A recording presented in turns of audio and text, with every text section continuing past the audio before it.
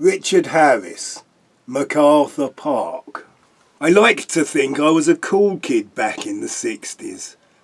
I like to think I knew all the cool songs by all the cool bands.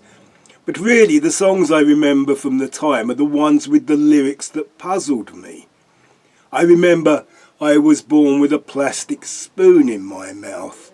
Not my cup of meat. Everybody must get stoned. 16 Vestal virgins leaving for the coast. And especially someone left the cake out in the rain. It was also a time of curious epics, like Keith West's excerpt from a teenage opera with Grocer Jack, and Cat Stevens' Matthew and Son with a cup of cold coffee and a piece of cake. Richard Harris was very much an unexpected pop star. He had sung in the musical Camelot, which famously features the song How to Handle a Woman. He had quite a range, and on these recordings mostly he sings in a fairly high register, but he occasionally drops down into a deep baritone. He had the enunciation of an actor, and you could clearly hear every word of the song MacArthur Park, leaving you in no doubt that the lyrics were quite strange. MacArthur Park was written by Jimmy Webb, as were all the songs on the two albums they made together. This CD is made up of both of those albums. Jimmy Webb was one of the great songwriters of the modern era.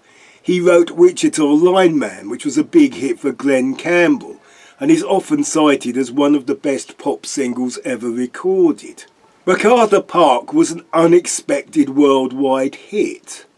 Not only does it have odd lyrics, but it is in sections.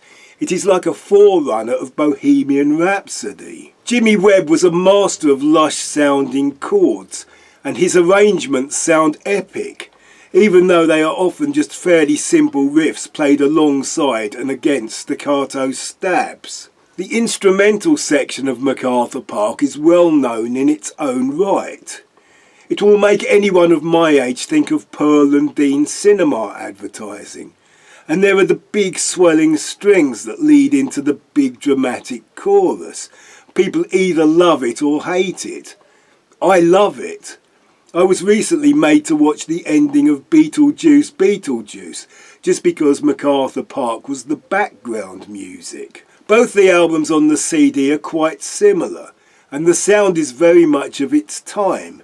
There are harpsichords and harp glissandos, and that dum-da-dum trebly bass.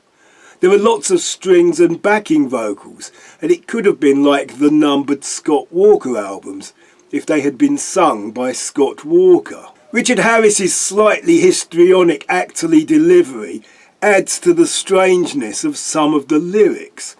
It is like Jimmy Webb was trying to push the boundaries of lyric writing. There are lines I found to be quite poetic, like the taste of summer fading from that dusty winter wine. And then there is the other song that rivals MacArthur Park and is becoming another favourite of mine. It is called The Yard Went On Forever, and it has the line, there was an ironing board, and also there was a frying pan, and she would cook their dreams. That song has female backing singers asking if everyone is safe and if they have a place to hide, and chanting in Latin, De profundis clamavi ad te domine, done nobis pacem, which is apparently translated as, out of the deep have I cried to you, Lord grant us peace. The song mentions women who faced eruptions, tornadoes and explosions in Pompeii, Kansas and Nagasaki. And it has the same staccato chord sequences as MacArthur Park, but if anything it is stranger and more poignant. There are plenty of good songs, but 2 albums worth may be a bit much. It also has another of Jimmy Webb's classic songs, Didn't We?, which is the opening song.